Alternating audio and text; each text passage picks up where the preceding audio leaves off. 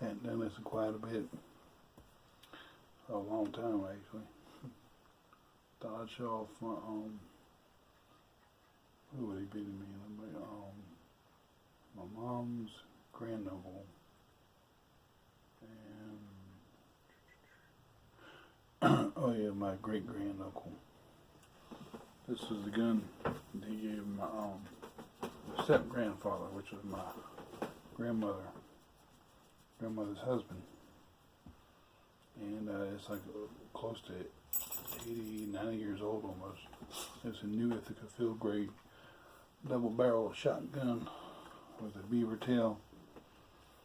Double barrel, of course. Yeah. I think it's a 12 gauge. Or is it 20 gauge? Might be 20 gauge.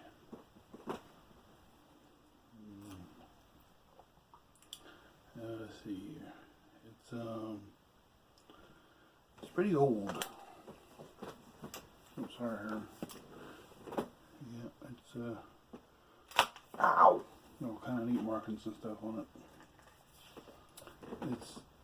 It's set up in the my grandfather's gun cabinet so long that the buttstock, the recoil pad, kind of warped up and stuff. That's how long it's set in there. And I think this is a walnut finish, walnut stock. Not quite sure, but it's a pretty gun. It's got a beaver tail 4 into it. You just take this right here,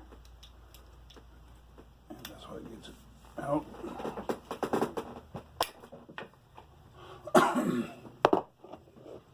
That's that right there. I hadn't messed with it in quite a while. So, it comes in 3 pieces. It's got all the markings and stuff on it. All that together. I think in most cases you can look this thing up online. And there's the thing that the F on here stood for something other. I think they meant field grade or something like that. And of course it's got the serial number right there. And just all around nice gun. I shot it a couple of times. And whenever I first got it, about 4 or 5 years ago, I just haven't been shooting it lately because I don't get to shoot very much. I don't. And my mom's, she's accumulated more dogs and stuff, so it's kind of hard to get around there and you know, shoot and stuff. So, but it is a very nice gun, shotgun, and yeah, I really like it. Seth likes it too. I think he does at least. This is the trigger assembly. Some of you might call it, some of you professionals might call it something else. Of course, the firing pins. Yeah. Very nice. There's a serial number on it. Case. Let's see, here's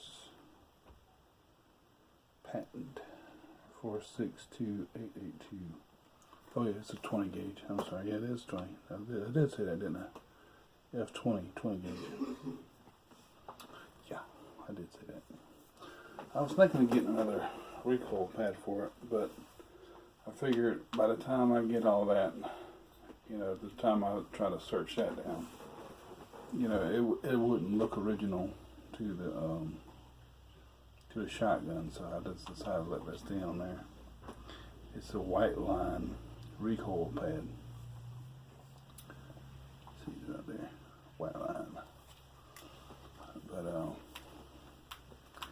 yeah, one of the best looking guns I've ever had, and something that's really old too. The oldest one I got is the one that used to belong to my great grandfather, or probably my great great grandfather. No, wait, great grandfather. But it's got all the serial number that's on the barrel. It's on the trigger assembly. It's also on the dovetail, beaver tail forearm. Forehand, what do you call it? But I think it's a real nice shotgun. One day I'm gonna get it out and polish it up a lot better. It really needs it, but at the same time too, it's got a real nice patina to it. I really don't want to get it too clean, you know. It kind of lose the look of its age. Yeah, so anyway, it's missing a screw on this right here. This part right here is, where was it at? Yeah, right here. It's missing a screw. Yeah. Other than that, it was a real nice gun.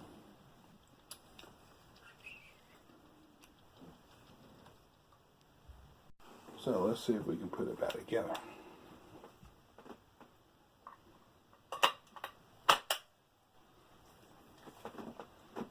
That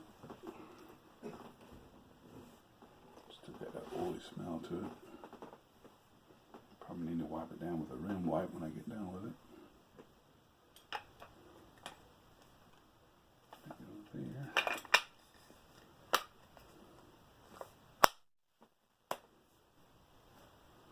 And that goes there. There we go.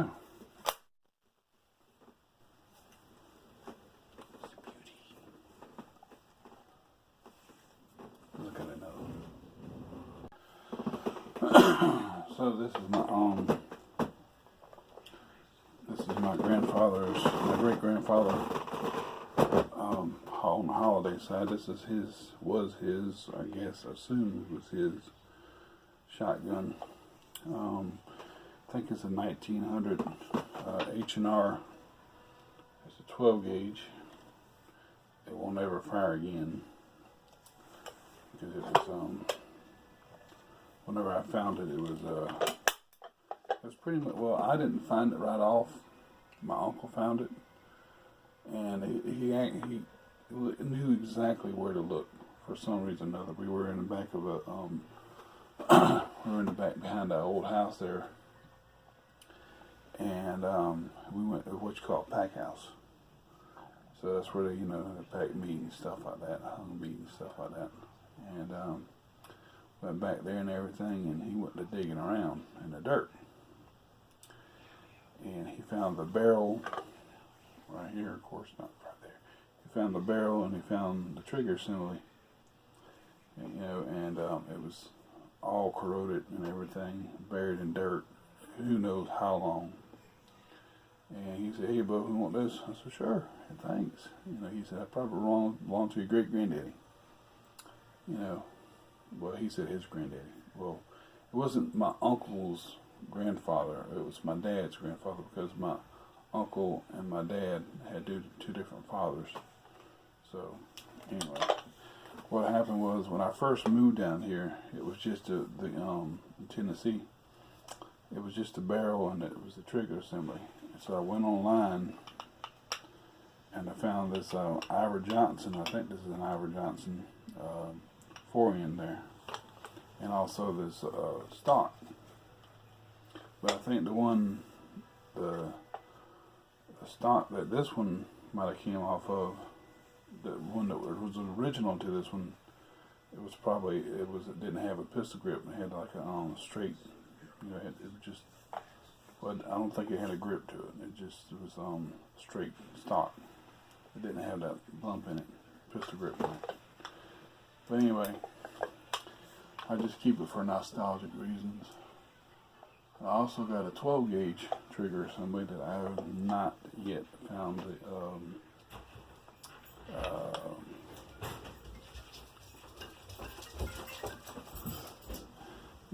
the barrel to. Well, I remember looking many times for it around the house there. I could never find it. But anyway, this is not original, nor is the forend. But the barrel has the same serial number as the trigger assembly, so that's original. But I don't know if you can see it. But this is the model they made out in the 1900s. So my grandfather, he was just a little boy, and you can see he was born in 1905. My grandfather was, my dad's dad. So this is probably his shotgun or one of his brother's shotguns or something like that. It might have been his because it was located where he lived. So I'm assuming that it was his for some time. But anyway, it's just kind of like one of those just wall hangers to just look at. But I thought about one day just putting it on a display piece of wood, for display and everything. Put in the name Holiday above it because it belonged to my grandfather and stuff. So I'm assuming my great grandfather at least. Now, look at my son's gun. Now, this is Seth's shotgun I bought for him several years back. It's a model, roomed in a Model 870 Express, and it's a matte black finish. Now, I also have, I have an 870 Wingmaster. My mom's got it because I owe her some money. So, once I pay her the rest of the money, I can get it back. Long story. It's deep subject. And anyway, you can see this one's got like a little QR code thing on it and stuff. But this is a sweet little shooting gun now, I'll tell you what. And the choke, it can be taken out. It's modified, or what do we call that? The screw out choke. As to where he put the choke screw thing at, I don't know. He had it for a little while. We just decided to go ahead and put it in a little safe thing there. A little cheap, flimsy thing my mom bought me. I better not say cheap, but you ain't get mad. But anyway, a nice little gun. Cheaper model of the Wingmaster, but it shoots great. It keeps a tight pattern. He shot before, and he did real good with it. So this is one of his guns. I mean, a gun that, he went from a BB gun to a .22 rifle to this. So if he wants to go any further than that, that's totally up to him. I did have a 1100. I love that thing. Oh my gosh, I loved it. But all it did was just sit around, so I just decided to sell it. But I would take this thing apart, but I don't feel like putting it back together again. But it's a fun little gun. I love the way it shoots. It's got like the Bennett rib thing here. The thing I like about the matte black finish is that, you don't have to worry too much about oil off your hands, messing it up or whatever, and it's a good thing. I mean, it is, of course, important to keep it oiled down when you're shooting, of course, as with any shotgun or a gun or a weapon or what have you. It's a pretty one. I just love that sound. I love the ratchety sound. I love it. That's something I grew up with. It's got the name on the trigger guard and everything. Yeah, all around nice gun. Yep. I'm not saying I'm a fan of the stock or the forehand. I'm not a fan of that. It looks like imitation. I think it's real wood. I haven't really checked. There's a way to check by knocking on it. But anyway, I don't like that type of finish. I would have like something of a more shinier type of stock. I think they got some stuff that fits on this type of shotgun for that. But if it were me, I would probably find something a little bit more shiny. But it ain't never going to be no Wingmaster, or look like a Wingmaster, because of the, I'm sure if you spend a lot of money and, go out your way to shine it up, but who'd want to do that, And I'm sure you can get this on the, oh, what do you call this thing here? This bolt here. I'm sure you can get a chrome one and replace it and put it in here, you know, replace it. But why would you want to do all that if you can't do anything else with it, you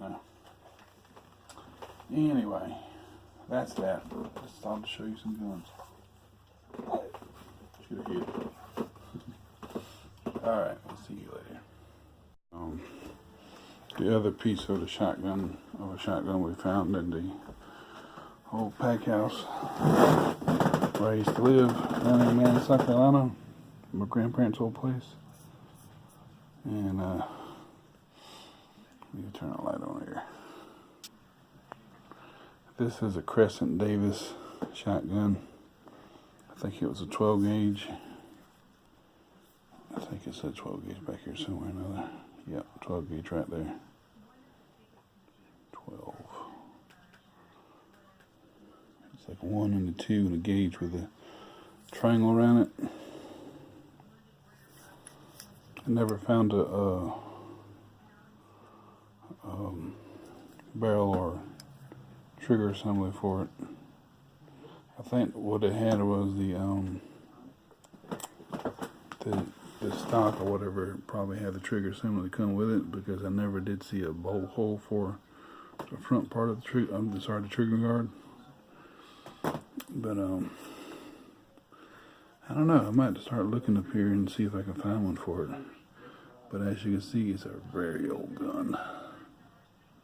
It's for Norwich,